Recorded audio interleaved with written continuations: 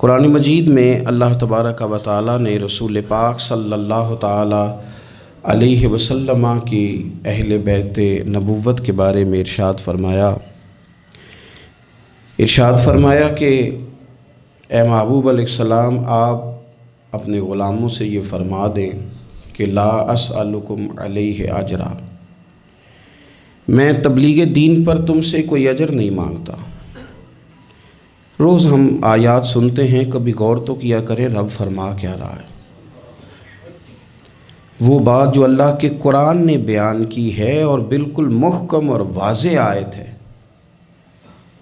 اس کو دیکھیں تو صحیح، اس میں کیا فرمایا جا رہا ہے۔ فرمایا قل لا اسألکم علیہ اجرا، اے محبوب علیہ السلام آپ ان سے فرما دیں کہ میں تبلیغ دین پر تم سے کوئی اجر نہیں مانگتا، الا المودۃ فی القربی، مگر میرے قریبیوں سے پیار کرتے رہنا، میرے قریبیوں سے، میرے اہل بیت سے، میرے گھر والوں سے، ان سے پیار کرنا۔ تمہارے دلوں میں ان کی عقیدت ہونی چاہیے۔ جب میری ازواج کے نام آئیں تمہاری نظریں جھکنی چاہیے۔ میری چاروں شہزادیوں کا جب معاملہ آئے تو تمہارے دلوں میں عقیدت بڑھنی چاہیے۔ حسنین کریمین سے جو تمہارا پیار ہو، اس کی گواہی خود تمہارا دل تمہیں دے۔ وہ ہماری تقریروں میں نہیں صرف ہونا چاہیے، گفتگو میں نہیں ہونا چاہیے، لفظوں، جملوں، نعروں میں نہیں۔ ہمارا ضمیر ہمیں بتائے، ذرا اندر جھانک کے اپنے آپ سے پوچھیں، کیا واقعی امام حسن سے پیار ہے؟ کیا واقعی امام حسین سے پیار ہے؟ آج 3 رمضان سیدہ فاطمہ الزہرا رضی اللہ تعالیٰ عنہ کا یوم وصال ہے۔ آؤ نہ سنگیو، پوچھیں اپنے آپ سے کہ اس عزت والے رسول کی وہ عزت والی بیٹی جن کے بارے میں نبی پاک علیہ السلام نے فرمایا یہ میرے جگر کا ٹکڑا ہے، بضعۃ منی ہے، میرے جگر کا ٹکڑا ہے، ان کے بارے میں عقیدت کتنی کو ہے ہمارے دلوں میں، کتنی کو عقیدت؟ ہم نے تو الجھا دی، ہر چیز نظر ہو گئی ہماری فرقہ واریت کی، ہر چیز پینٹ چڑھ گئی۔ کسی نے رج کے نام لے لیا صحابہ کرام کا، حضور کے صحابہ کا، حضرت ابوبکر، عمر، عثمان کا، کسی نے ذکر کر دیا حضرت امیر معاویہ کا، تو لوگ پریشان ہو گئے، پتہ کرو یہ خارجی تو نہیں ہو گیا۔ تھرمامیٹر لے کے گھومنے لگے، لوگوں کا ایمان چیک کرنے لگے۔ اور اگر کسی نے رج کے ذکر کیا سیدہ فاطمہ کا، حسنین کریمین کا، تو پریشان ہو گئے، معلوم کرو رافضی تو نہیں ہو گیا۔ امام شافعی سے کسی نے کہا بڑا ذکر کرتے ہیں حضور کی اولاد کا، رافضی تو نہیں ہو گئے؟ آپ فرمانے لگے اگر حضور کی اولاد سے پیار کرنے والے کو رافضی کہتے ہو تو مجھے کہو، میں رافضی کہلانے کو تیار ہوں۔ کہو نا جے کر یار دے نام دا ملے میں نہ انہوں چولی پا لئیے پنجے سٹیے نا، کرو تم نے اگر تو یہ چھوڑ دیں کہ کوئی کیا کہے گا۔ آپ یہ بتائیں کہ دل کیا کہتا ہے۔ خوب پیار کریں عزت والے رسول کی عزت والی بیٹی۔ حضور کی 4 بیٹیاں، سیدہ فاطمہ سب سے چھوٹی ہیں۔ ایک تو چھوٹی تھی اس لیے بڑی پیاری تھی، دوسرا وقت زیادہ گزارا، بڑی صاحبزادیاں شادی پہلے ہو گئی، اپنے گھروں کو رخصت ہو گئی، تیسرا حضور نے نکاح کر کے انہیں رکھ بھی اپنے پاس ہی لیا، اور چوتھا حضور کی نسل بھی سیدہ فاطمہ سے چلی۔ حضرت فاطمہ الزہرا کے ساتھ حضور کا خاص پیار، دوستو، خاص دلچسپیاں، خاص محبتیں۔ بیٹیاں ویسے ہی پیاری ہوتی ہیں، بیٹیاں ویسے ہی وفادار ہوتی ہیں، بیٹیاں گھر کے لیے دعائیں ویسے ہی زیادہ مانگتی ہیں۔ بیٹے ویسے 2-3 باتیں ابا کے خلاف سن لیتے ہیں اپنی بیوی سے، اپنی بیگم کے ساتھ بیٹھ کے نا، لمبی نہیں، 2-4 باتیں کر لیتے ہیں اپنی اماں کے خلاف، سن لیتے ہیں۔ او پائی تیاں نہیں یہ سنتی ہیں، یہ نہیں سنتی، یہ کہتی ہیں تو ساری باتیں کر، میرے ابے کے بارے میں نہ کرنا۔ یہ سنتی نہیں، سوال ہی نہیں پیدا ہوتا، کیا بتائیں ان کا۔ یہ کہتے ہیں ساری باتیں کر، میرے بھائی کے بارے میں بات۔ یہ بیٹی ہے نا، اس کا ایک نظام ہے۔ آپ غور کریں نا، یہ بیٹیاں شہزادیاں، ان کا رنگ ڈھنگ رسول پاک صلی اللہ علیہ وسلم نے نا خاص پیار کیا شہزادی کے ساتھ۔ ایک تو وہ جو بیٹیاں دفن کر آتے تھے ان کو بتایا کہ بیٹی کا رنگ کیا ہوتا ہے، انداز کیا ہوتا ہے، اور ایک ہمیں بتایا۔ میں کس طرح یہ بات کروں کہ کھربوں اربوں کروڑوں لاکھوں رکھنے والا باپ بھی بیٹی کو حصہ نہیں دیتا، کہانیاں سناتا ہے، اس کی شادی کر دی تھی، فلانا کر دیا تھا۔ جس کا 2.5 مرلے کا مکان ہے اس کی بیٹی کا بھی حصہ ہے، اور جو اربوں کا مالک ہے اس کی بیٹی کا بھی حصہ ہے۔ جب اللہ رسول نے رکھا ہے تو کیوں نہیں دیتا؟ یہ نمازیں، عبادتیں، ریاضتیں، تلاوتیں ساری اپنی جگہ، لیکن یہ ظلم کر کے اگر تو جائے گا تو تجھے کھڑا کیا جائے گا حساب کے لیے، یہ جواب دینا ہے سوالوں کا، ان کا حصہ ہے وہ دینا پڑے گا۔ حضور کا کیا طریقہ تھا؟ حضرت عائشہ صدیقہ کہتی ہیں نبی پاک صلی اللہ علیہ وسلم کی خدمت میں جب سیدہ فاطمہ آتی نا تو حضور اٹھ کے کھڑے ہوتے، اور یار میں کس کی بات کر رہا ہوں بھلا، نبی پاک اٹھ کے کھڑے ہوتے، رسول رحمت کھڑے ہوتے، حضور اٹھ کے کھڑے ہوتے، سیدہ فاطمہ کا ہاتھ پکڑ کے چومتے، اور جہاں خود بیٹھے ہوتے اس جگہ سے دوسری جگہ بیٹھ جاتے اور اپنی جگہ سیدہ فاطمہ کو بٹھاتے۔ اتنی شانیں، اتنا، اور صحابہ کہتے ہیں مختلف انداز میں حضور نے ہمیں سمجھایا کہ سیدہ پاک کا مقام کیا ہے، مختلف اندازوں میں حضور نے سمجھایا، مختلف مواقع پہ ہمیں بتلایا کہ ان کے ساتھ تمہارا رشتہ عقیدت کا، احترام کا ہمیشہ رہنا چاہیے۔ حضرت حذیفہ بن یمان رضی اللہ تعالیٰ عنہ فرماتے ہیں، ترمذی شریف کی حدیث ہے، فرماتے ہیں میں نے اپنی ماں سے کہا اماں میں جا رہا ہوں حضور کی بارگاہ میں، اور جا رہا ہوں تیری اور اپنی بخشش کی دعا کرانے۔ فرماتے ہیں مسجد نبوی شریف میں نے مغرب کی نماز پڑھی، عشاء تک میں بیٹھا رہا کیونکہ حضور بھی نماز پڑھ کے بیٹھے رہے۔ نماز مکمل کرنے کے بعد عشاء کی نماز کا وقت ہو گیا، حضور تشریف فرما، عشاء پڑھی اور نماز پڑھ کے پھر بھی حضور نے توجہ نہیں فرمائی، حضور باہر نکل گئے، میں بھی پیچھے پیچھے چل رہا تھا، میں تو دعا کرانے آیا تھا نا گھر سے، دعا کرانے آیا، پیچھے پیچھے چل رہا تھا۔ فرماتے حضور نے مڑ کے نہیں دیکھا، چلتے چلتے ہی فرمایا کون ہے میرے پیچھے؟ ابھی میں بتانے ہی لگا تھا تو خود ہی فرمانے لگے حذیفہ ہے، اور میرے دل میں تھا نا، میں گھر کہہ کے آیا تھا دعا کرانی اپنی اور اپنی والدہ کے لیے، ترمذی شریف ہے۔ کہتے ہیں پہلے فرمایا کون ہے، پھر فرمایا حذیفہ ہے، پھر خود ہی فرمانے لگے حذیفہ اللہ تیری اور تیری ماں کی بخشش فرمائے، خود ہی فرمایا۔ اور پھر حضور صلی اللہ علیہ وسلم نے فرمایا میں بیٹھا اس لیے گویا رہا ہوں، حضور بیٹھے رہے نا، تو فرمانے لگے میرے پاس نا ایک فرشتہ آیا ہے جو آج سے پہلے کبھی نہیں آیا تھا۔ حضرت جبریل امین تو آتے رہتے ہیں، باقی فرشتے تشریف لاتے ہیں، یہ پہلے آیا، آج سے پہلے کبھی نہیں آیا۔ اس نے اجازت مانگی ہے کہ یا اللہ مجھے اجازت دے میں تیرے محبوب کی زیارت کروں، ان کو سلام عرض کروں۔ وہ آیا ہے اور پتہ ہے پیغام کیا لایا ہے؟ میں نے کہا حضور کیا؟ فرمایا وہ رب کا پیغام لایا ہے، رب فرماتا ہے کہ حسن اور حسین جنتی جوانوں کے سردار ہیں اور سیدہ فاطمہ جنتی عورتوں کی سردار ہیں۔ یہ پیغام لے کے آیا، یہ پیغام لے کے، دیکھیں بات کہاں کہاں حضور سمجھاتے ہیں، کس طرح امت تک پیغام پہنچاتے ہیں کہ میری شہزادی کا یہ مقام ہے۔ حضرت مولا علی نے نا ارادہ کر لیا دوسری شادی کرنے کا، پیغام نکاح آیا انہیں، میں نے کہا کہ آپ سمجھیں کہ یہ غیر معمولی لوگ ہیں، ان کا جو مقام اور مرتبہ ہے نا یہ دین ہے، دین۔ ہمیں کیوں یہ چیزیں سکھائی گئیں، کیوں بتلایا گیا؟ تاکہ ہمارے دلوں میں قدر رہے کہ یہ بڑے لوگ ہیں۔ حضرت علی نے ارادہ کیا اب سب کے لیے جائز ہے دوسری شادی کرنی، اور خیر ہمارے جو مرد حضرات ہیں انہوں نے تو بڑا ٹھیک ٹھاک کر کے انہوں نے فتویٰ یاد کیا ہے کہ مرد کے لیے 4 بیویاں رکھنا جائز ہے۔ اگلی بات بھی ہے، اگر انصاف کر سکے تو، اگر عدل کر سکے تو، یہ اتنی سی بات نہیں ہے صرف کہ 4 رکھنا۔ قرآن مجید نے جہاں اجازت دی ہے نا 7 شرط لگائی ہے، حقوق ادا کرے، ان کے بیچ عدل کرے، عدل نہ کر سکے تو پھر 4 جائز ہے۔ پوری بات بیان، ہم اپنی اپنی مرضی کا لیتے ہیں نا مسئلہ، اگلی بات نہیں اس پہ بات کریں گے بھائی اتنا ٹھیک ہے 4 جائز ہیں، بھائی آگے بھی بڑھو نا، آگے کیا ہے؟ آگے یہ ہے کہ اگر تم عدل کر سکو تو سب کے لیے جائز تھا، ہر ایک نے شادیاں کی تھی، حضور نے بھی نکاح کثرت سے کیے، حضرت علی کو بھی پیغام نکاح آیا۔ سیدہ پاک کے دل میں کچھ خیال آیا، معمولی ہستی نہیں نا، کچھ لوگ ایسے ہوتے ہیں وہ ہنس پڑیں تو پھول کھل جاتے ہیں، اور وہ اداس ہو جائیں نا تو خود بخود خزاں آ جاتی، لگتا ہے آج کوئی اداس ہوا تھا، سارے چمن میں اداسی چھا گئی۔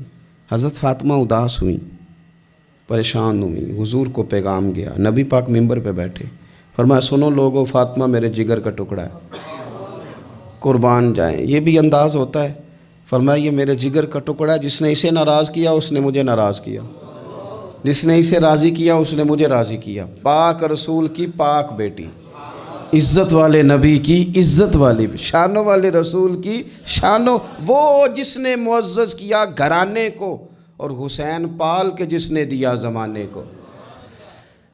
حضرت علی شیر خدا رضی اللہ تعالیٰ عنہ کہتے ہیں میں حاضر بارگاہ ہوا، حضور آپ جیسے حکم کریں تو حضور نے فرمایا سب کے لیے جائز ہے دوسرا نکاح کرنا، پر جب تک میری بیٹی موجود ہے علی تیرے لیے جائز نہیں، تو نہیں کر سکتا دوسرا نکاح۔ یہ اعزاز ہے سیدہ فاطمہ کا، یہ اعزاز ہے۔ کیوں بھلا؟ اس کی ایک وجہ تو یہ تھی کہ سیدہ جلدی چلی گئی تھی دنیا سے، کل عمر 28 سال پائی ہے سیدہ فاطمہ، کل عمر 28 سال، 28 سال۔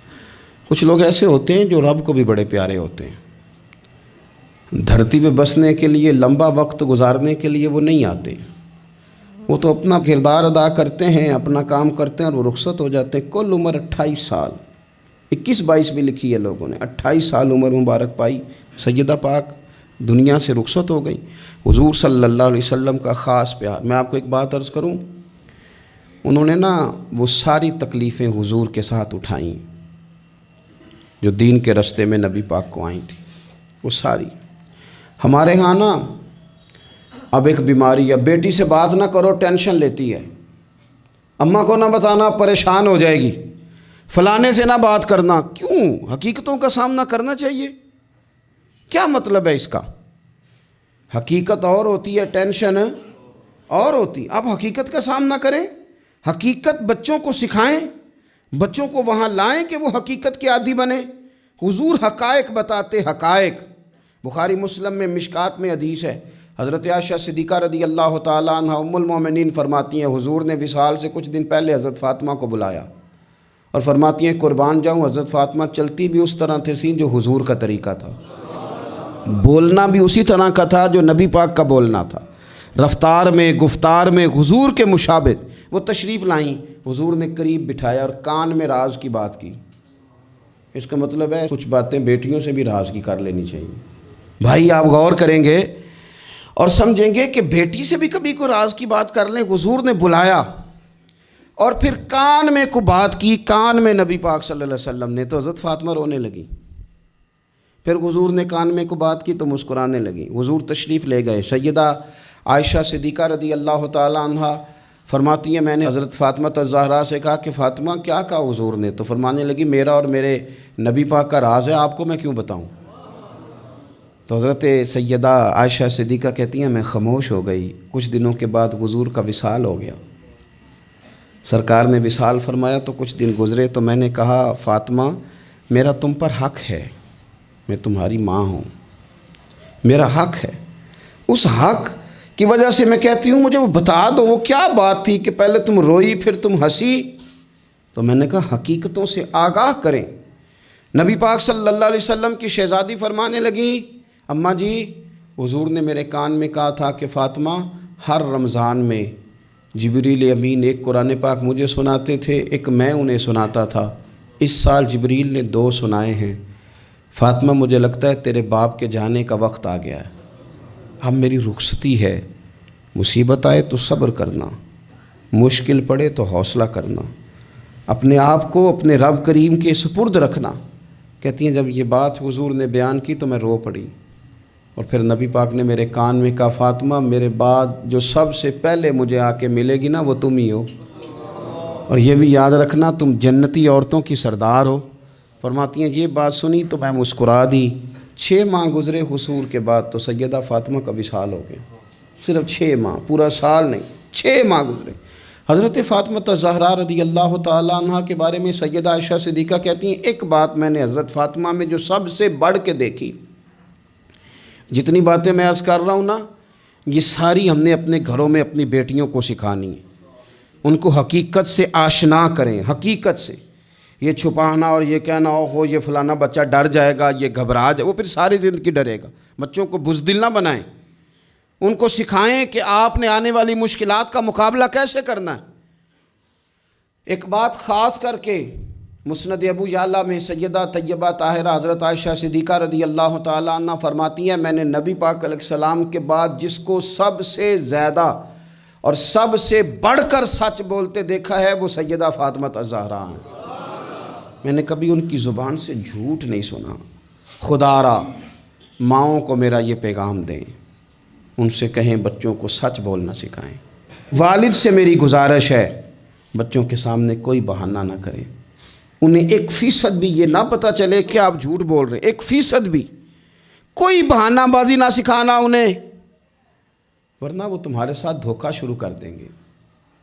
وہ کالج نہیں جائیں گے پر تمہیں کہیں گے میں گیا تھا، وہ سکول نہیں جائیں گے اور تمہیں کہیں گے میں گیا تھا، وہ تمہارے ساتھ دھوکہ کریں گے، وہ تمہاری دولت غلط جگہ استعمال کریں گے۔ ان کے سامنے کوئی جھوٹ نہ بولنا، کوئی بہانہ نہ کرنا، ورنہ تمہیں پتہ ہی نہیں چلے گا ماحول کتنا خراب ہو گیا، عدم اعتماد گھروں میں خاندانوں میں آئے گا، تباہی اتر جائے گی۔ خبردار، بچوں کے سامنے کبھی بھی انہیں سچ کی عادت ڈالے۔ حضرت عائشہ کہتی ہیں میں نے سیدہ فاطمہ سے بڑا کسی کو سچا، اس کا نتیجہ نکلا نا کہ امام حسن سے بڑا سچا کوئی نہیں، امام حسین سے بڑا سچا کوئی نہیں، سیدہ زینب سے بڑا سچا بھی۔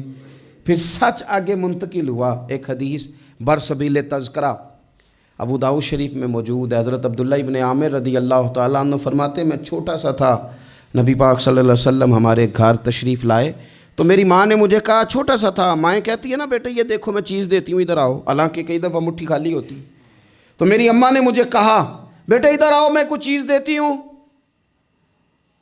کہتے ہیں جب میری ماں نے یہ کہا تو حضور فرمانے لگے کچھ دینے لگی ہو؟ کہنے لگی ہاں یا رسول اللہ میرے پاس کھجوریں ہیں۔ چھوٹے بچے کے ساتھ ماں بات کر رہی ہے، تو حضور فرمانے لگے اگر تمہارے ہاتھ میں کھجوریں ہیں تو پھر تو ٹھیک ہے، اور اگر نہ ہوتی تو تمہارے ذمے ایک جھوٹ لکھ دیا جاتا۔ یہ نہیں تم کہہ سکتے وہ تو بچہ ہی تھا۔ بچے سے کنایا توریہ بعضوں کا جائز رکھا ہے، کر دیتے ہیں، ہو جاتا ہے، یہاں تک تو ٹھیک ہے، لیکن اس کے ساتھ جھوٹ بول دینا کہ میں فلاں چیز میرے پاس ہے دینے لگا ہوں، یہ درست نہیں ہے۔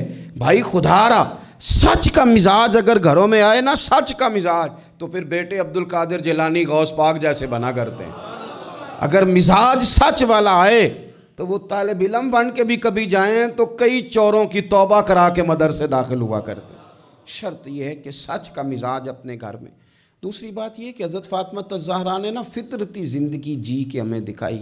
وہ گھر کے اندر جھاڑو دیتی تھیں، آٹا گوندتی تھیں، روٹیاں پکاتی تھیں، چکی پیستی تھیں، سنو میں کیا کہہ رہا ہوں، لیپا پوتی کرتی تھیں، بچوں کی سارے کام اپنے ہاتھوں سے کرتی تھیں، شوہر کی خدمت کرتی تھیں، اور پھر ساری رات مصلی پہ بھی بیٹھتی تھیں۔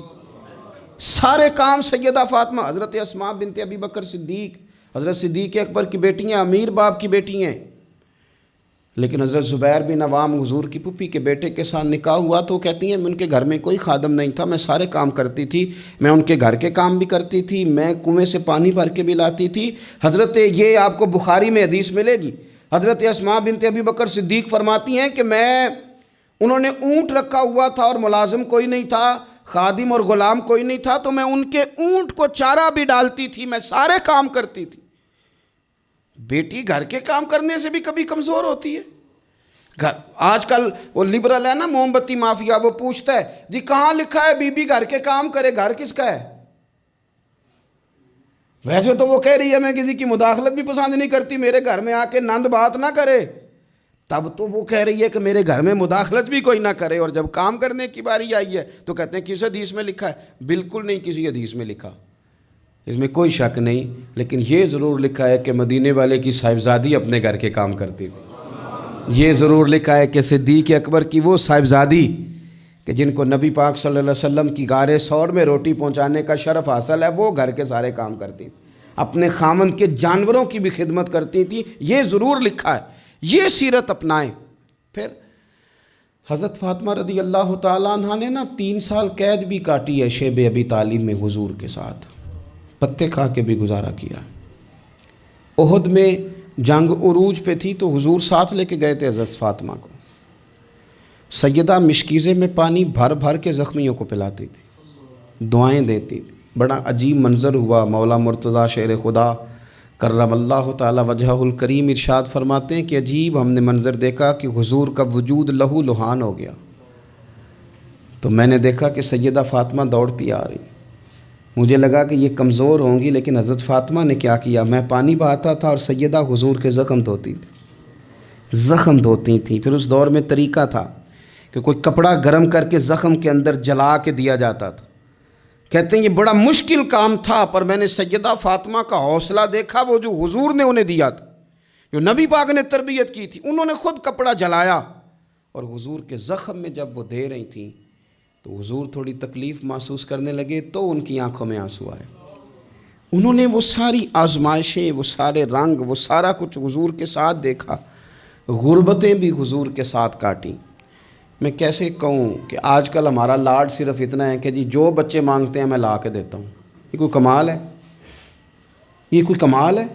یہ تو آپ نے الجھا دیا انہیں، آپ نے ان کو بگاڑنے میں اور محنت سے انہیں دور کرنے کے لیے آپ نے ظلم کیا ان کے ساتھ۔ جو مانگتے ہیں لا کے، یہ کوئی کام ہے کرنے والا کام تو یہ تھا کہ بچوں کو کچھ نہ ملے تو انہیں صبر کرنا بھی آئے، انہیں کچھ نہ ملے تو انہیں اپنی زبان شکوے سے روکنی بھی آئے۔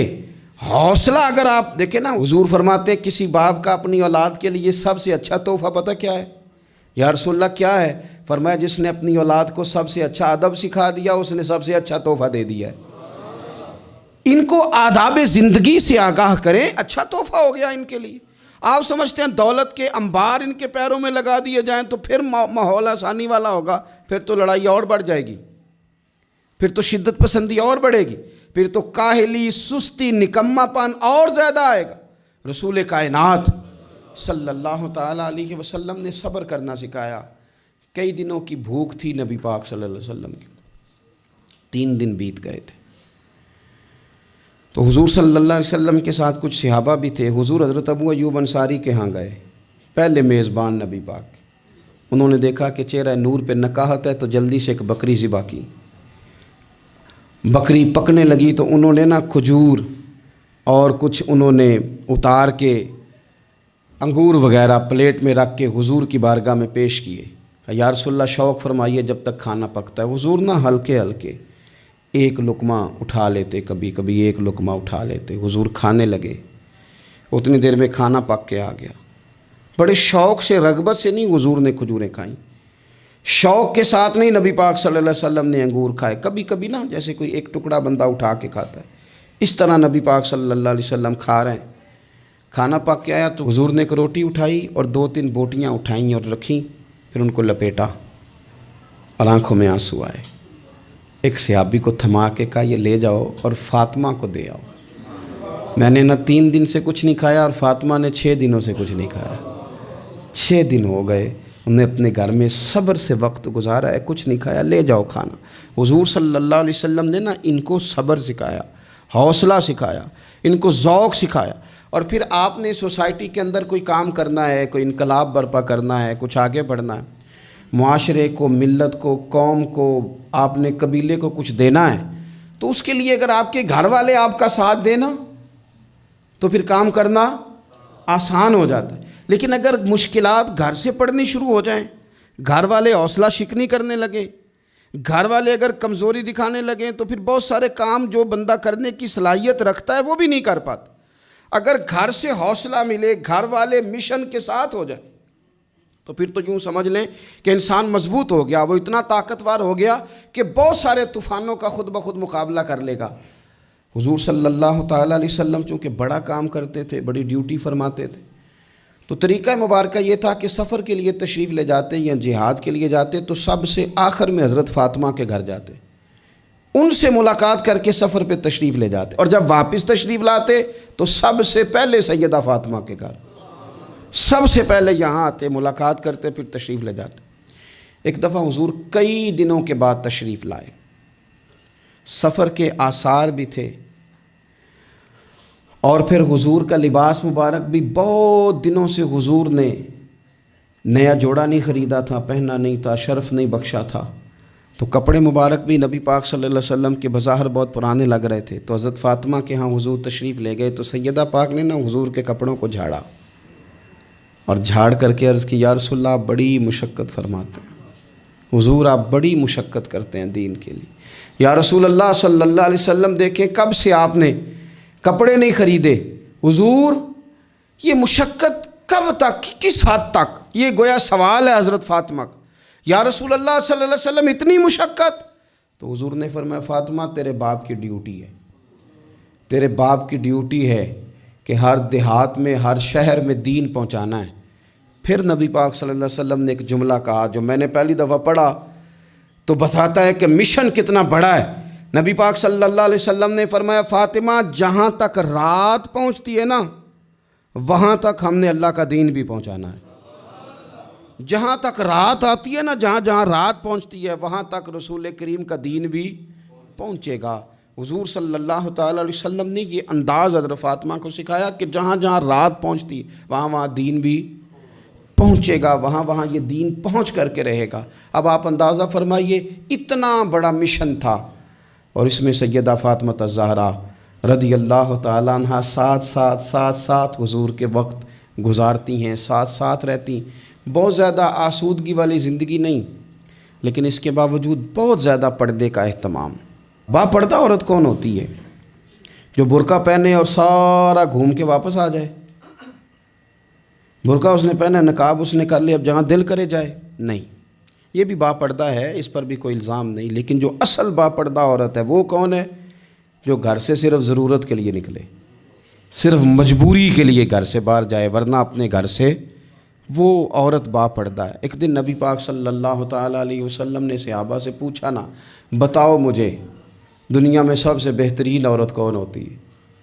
لوگوں کا اپنا اپنا رویہ ہوتا ہے۔ کچھ کا خیال تھا کہ جو قرآن پاک کی حافظہ ہو، کچھ کا خیال تھا عالمہ فاضلہ ہو، کچھ کا خیال تھا کہ بچوں کی تربیت ٹھیک کرنے والی ہو، دین جس نے بچوں کو سکھایا وہ بہتر ہے۔ سب اپنے اپنے انداز میں بات کرتے ہیں، لیکن حضور نے فرمایا تم نے میری مراد کو پہنچے۔ حضرت مولا علی شیر خدا فرماتے میں پیچھے بیٹھا تھا، ذرا میں نے گردن جھکائی اور چھپ کے، نہ ویسے بھی قد مبارک بظاہر تھوڑا چھوٹا تھا حضرت علی کا، کہتے میں نکل گیا، حضرت فاطمہ کا حجرہ ساتھ ہی تھا، جا کے میں نے کہا فاطمہ حضور نے سوال پوچھا ہے، اب میں کس طرح یہ بات کروں کہ مولا علی شیر خدا کا علم۔ حضور نے فرمایا کہ میں علم کا شہر ہوں تو علی دروازے ہیں، تو اگر حضرت علی بھی کسی سے مسئلہ پوچھنے جائیں تو پھر بتاؤ نا کہ سیدہ فاطمہ کا علم کتنا شاندار ہوگا، ان کے علم کا کیا مرتبہ اور مقام ہے کہ حضرت فاطمہ سے پوچھا جا کے۔ کہا فاطمہ آج نہ حضور نے سوال پوچھا ہے تو سب صحابہ محو حیرت ہیں۔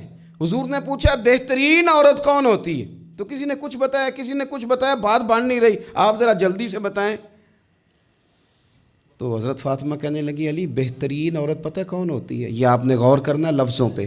کہا بہترین عورت وہ ہوتی ہے جسے نہ کبھی غیر مرد نے دیکھا ہو اور نہ کبھی اس نے غیر مرد دیکھا ہو، وہ سب سے بہترین عورت ہے۔ آپ میری بات پہ غور کریں، بس یہ حد ہے، یہ سیدہ فاطمہ کا پیغام ہے، یہ آج کے جمعے کا میسیج ہے۔ فرمایا نہ اس نے غیر مرد دیکھا ہو اور نہ غیر مرد نے اسے دیکھا، بہترین عورت ہے۔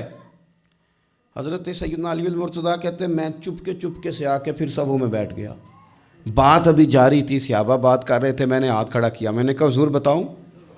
فرمایا بتاؤ۔ میں نے کہا یا رسول اللہ بہترین عورت وہ ہوتی ہے نہ اس نے غیر مرد دیکھا ہو اور نہ غیر مرد نے کبھی اسے دیکھا ہو۔ حضور نے میری بات سنی تو مسکرا کے فرمایا فاطمہ میرے جگر کا ٹکڑا ہے۔ کہا فاطمہ میرے جگر کا ٹکڑا ہے۔ تو حضرت علی المرتضیٰ کہتے ہیں صحابہ ایک دوسرے کا منہ دیکھ رہے تھے کہ بتایا تو علی نے، تعریف حضرت فاطمہ کی انہیں نہیں سمجھ آ رہی تھی، میرے دوستوں کو تو مجھے تو آ رہی تھی نا، مجھے تو سمجھ آ رہی تھی نا کہ حضور کیا فرما رہے۔ تو سیدہ فاطمہ الزہرا وقت وصال آ گیا، 6 ماہ حضور کے بعد گزارے پر آنکھوں سے آنسو خشک نہیں ہوئے، اور عجیب سیرت نگاروں نے باتیں لکھی ہیں، حضور کی اونٹنی بھی آ کے نا حضور کے بعد حضرت فاطمہ کے دروازے پہ بیٹھی رہتی، حضور کی اونٹنی بھی، وہ جو حضور کے جانور تھے نا وہ بھی سیدہ فاطمہ کے دروازے پہ آ کے بیٹھے رہتے۔ 6 ماہ یوں ہی گزرے، پھر ایک دن حضرت مولا علی شیر خدا کو بلا کے کہا کہ علی بس ایک بات کا خیال رکھنا، جنازہ میرا رات کو اٹھانا، رات کو پردوں میں چھپ کے وقت بتایا ہے، تو اب بھی چاہتی ہوں کہ میرے جنازے کو، میری چارپائی کو بھی غیر محرم نہ دیکھیں۔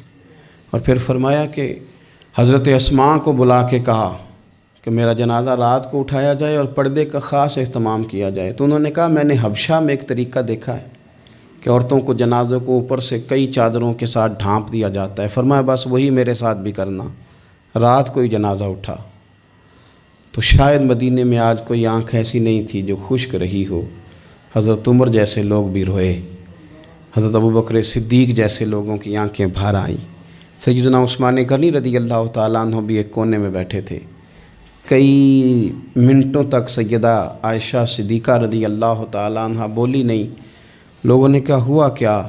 فرمانے لگی آج حضور کی تصویر کی رخصتی کی باری آئی ہے، آج تصویر حضور کی جا رہی ہیں۔ رات کو جنازہ سیدہ فاطمہ نے وصیت کی جاتے ہوئے بھی غیر محرم کی نظر نہ پڑے۔ امام سیوطی نے حدیث لکھی ہے، میرے نبی پاک نے فرمایا دن ہوگا قیامت کا، اللہ فرشتوں سے فرمائیں گے نظریں جھکا لو۔ اہل محشر سے کہا جائے گا ذرا اپنی نظریں جھکا۔ یہ اہل محشر کون ہوں گے؟ ولی، غوث، کتب، صلحاء، اتقیاء، علماء۔ اپنی گردنیں جھکاؤ، نظریں جھکاؤ، کیا ہونے لگا ہے؟ کہا محمد کی بیٹی فاطمہ کی سواری گزرنے لگی ہے۔ یہ موقع حیا کا ہے، سیدہ فاطمہ کی سواری گزرنے لگی ہے۔ یہاں چونکہ انہوں نے پردوں میں وقت گزارا ہے تو صبح قیامت بھی پردوں کے اندر وہ جائیں گی۔ میرے اعلیٰ حضرت فرماتے ہیں سیدہ زاہدہ طیبہ طاہرہ، اور فرماتے ہیں جان احمد کی راحت پہ لاکھوں سلام۔ جان احمد کی راحت پہ، حضور کی جان کی راحت ہیں سیدہ فاطمہ، جان احمد کی راحت۔ اور پھر فرماتے ہیں آب تطہیر سے جس میں پودے جمے، اس ریاض نجابت پہ لاکھوں سلام۔ وہ تو پاکیزگی کا باب ہے۔ ایک تو یہ کہ خوب عقیدت کا اظہار کریں، دوسرا یہ کہ اپنے بچوں کو حوصلہ مند بنائیں، تیسرا یہ کہ سچ کی عادت ڈالیں، چوتھا یہ کہ صبر کا ان کو سبق دیں، پانچواں یہ کہ پردے کی خاص نصیحت فرمائیں، اور اپنے گھروں کے اندر آپ پیار والا ماحول بنائیں، بچوں کے ساتھ احترام والا رشتہ بنائیں۔ حضور سیدہ کے آنے پہ کھڑے ہوتے تھے، اس طرح کا ماحول بنائیں کہ جس سے اپنائیت بڑھے۔ اللہ کے حضور دعا ہے اللہ تعالیٰ ان کے صدقے ہماری اولادوں پہ فضل فرمائے۔